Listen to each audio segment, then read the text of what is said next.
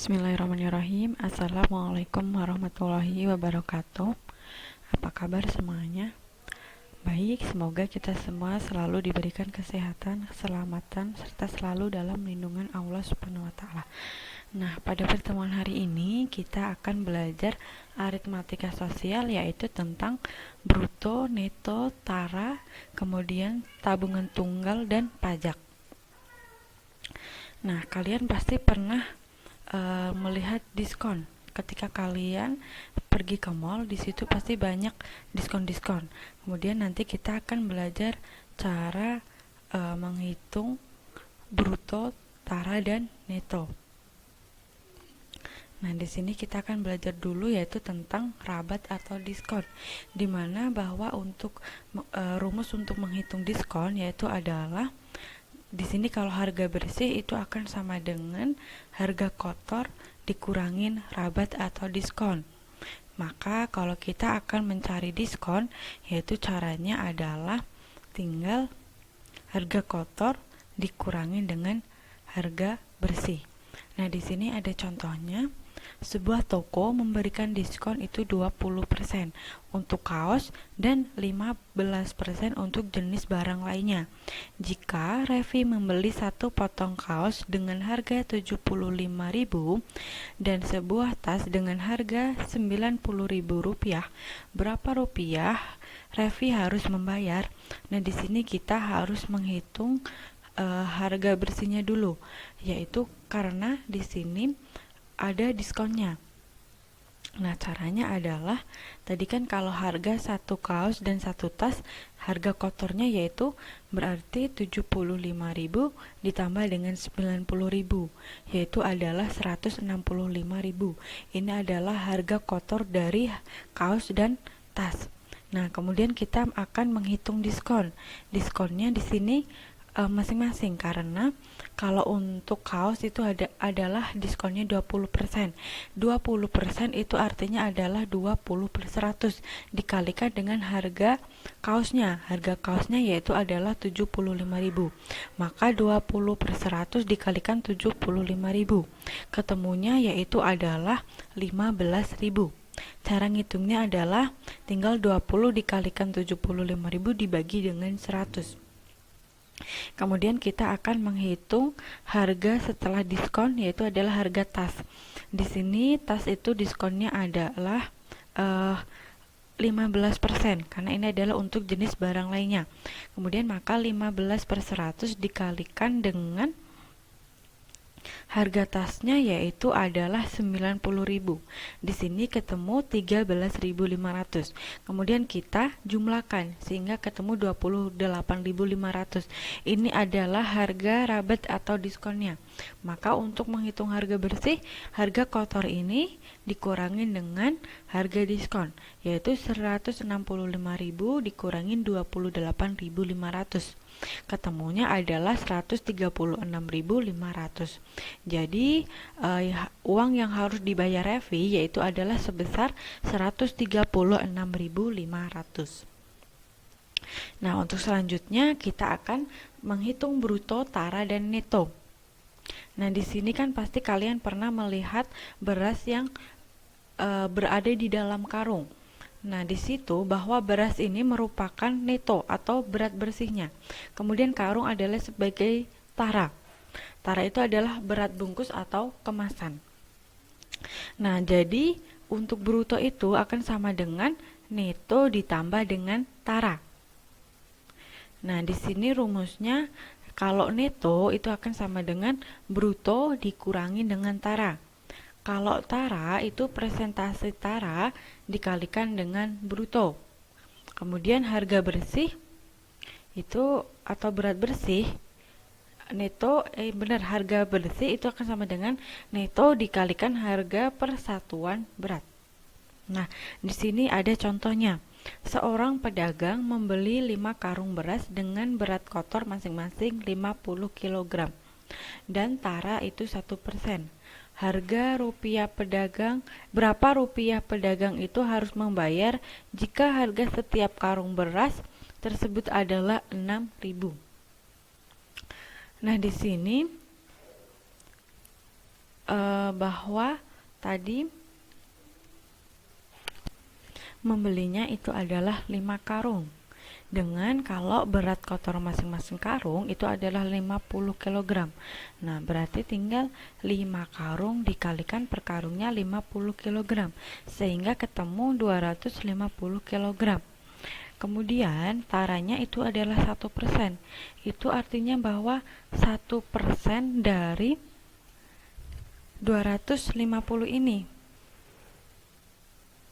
sehingga ketemu bahwa taranya adalah 2,5 kg.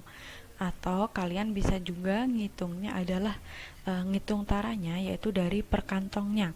Di sini berarti kan 1% dikalikan 50, nanti ketemu 0,05 baru dikalikan dengan 5, tetapi nanti hasilnya akan sama. Nah, kemudian di sini kita ngitung netonya. Neto itu adalah berat bersih, yaitu rumusnya adalah bruto dikurangin tara.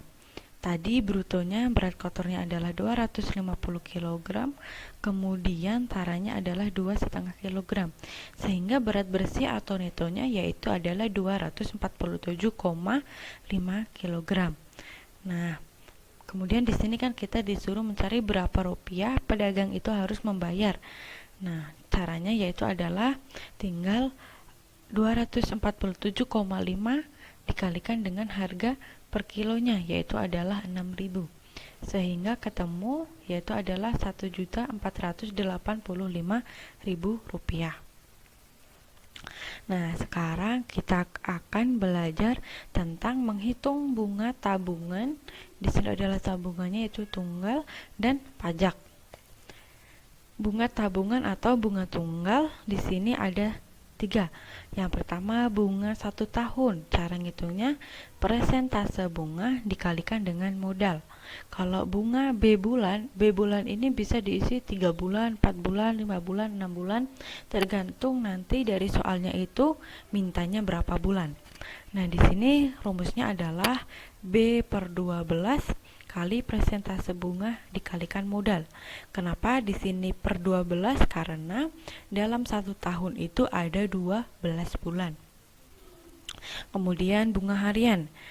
Itu rumusnya adalah banyak hari menabung dibagi dengan banyak hari dalam setahun, kemudian dikalikan persentase bunga dikalikan dengan modal. Nah, kemudian kalau untuk pajak di sini rumusnya ada PPh, yaitu rumusnya adalah persentase PPh dikalikan penghasilan 1 tahun. Kalau PPN itu persentase PPN dikalikan harga barang. Nah, di sini kalau PPh itu akan mengakibatkan penerimaan menjadi berkurang. Kalau PPN kita justru bayarnya akan semakin bertambah. Nah, sekarang ini ada contohnya. Reni itu memiliki tabung di Bank B sebesar Rp600.000 dengan bunga itu 20% per tahun. Hitunglah bunga yang diperoleh Reni setelah yang pertama itu setelah 1 tahun, yang kedua setelah 9 bulan. Nah, rumusnya tadi kan bunga 1 tahun itu akan sama dengan persentase bunga dikalikan modal. Persentase bunganya adalah 20%, yaitu artinya adalah 20/100. Kemudian dikalikan dengan modalnya, yaitu adalah Rp600.000, sehingga ketemu Rp120.000. Jadi bunga selama 1 tahun nanti adalah Rp120.000. Nah, bagaimana kalau kita menghitung bunga Reni setelah 9 bulan? Caranya adalah tadi kan B/12. B-nya adalah banyak bulannya, yaitu di sini mintanya 9 bulan. Yaitu 9/12 dikalikan persentase bunganya, yaitu adalah 20/100 dikalikan modalnya adalah Rp600.000, sehingga hasilnya adalah Rp90.000. Jadi bunga yang diperoleh Reni setelah 9 bulan yaitu adalah sebesar Rp90.000. Nah, ini adalah contoh cara menghitung PPN. Tadi PPN itu adalah bahwa kita harga membayarnya itu akan semakin bertambah. Di sini Danang membeli sebuah laptop seharga Rp4.600.000 dan dikenakan pertambahan pajak nilai atau PPN sebesar 10%. Berapa rupiah Danang harus membayar laptop tersebut? Nah, rumusnya adalah besar PPN dikalikan dengan harganya. PPN-nya tadi adalah 10% atau 10 per 100 dikalikan harganya adalah Rp4.600.000, sehingga untuk besar PPN-nya yaitu Rp460.000. Kemudian karena di sini berapa rupiah Danang harus membayar laptop, itu artinya bahwa harga laptopnya kemudian ditambah dengan besar PPN-nya. Harga laptopnya Rp4.600.000 ditambah Rp460.000, sehingga di sini jumlahnya adalah Rp5.060.000. Jadi Danang itu harus membayar laptop dengan harga Rp5.060.000. Nah, ini adalah contoh dari PPN, di mana pasti kita membayarnya itu semakin bertambah. Nah, sekarang kita akan belajar ini contoh dari PPH. Seorang pegawai menerima gaji sebesar Rp2.500.000 dan dikenakan PPH itu sebesar 15%. Tentukan gaji bersih yang diterima oleh pegawai tersebut. Nah, di sini kita harus menghitung dulu besar PPH-nya itu berapa. Di sini adalah 15%. Itu artinya 15 per 100 kita kalikan dengan Rp2.500.000. Ketemunya adalah Rp3.375.000. Nah, jadi gaji pegawai yang diterima oleh pegawai tersebut itu adalah Rp2.500.000 kita kurangin dengan Rp375.000, sehingga besarnya adalah Rp2.125.000. Jadi kalau tadi PPN itu jadi bertambah bayarnya, tetapi kalau PPH itu kita dapatnya jadi berkurang. Nah, demikian adalah materi-materi yang sudah kita pelajari pada hari ini. Semoga bermanfaat untuk kita semua. Dan Ustazah akhiri, subhanakallahumma wa bihamdika asyhadu alla ilaha illa anta astaghfiruka wa atubu ilaih. Wassalamualaikum warahmatullahi wabarakatuh.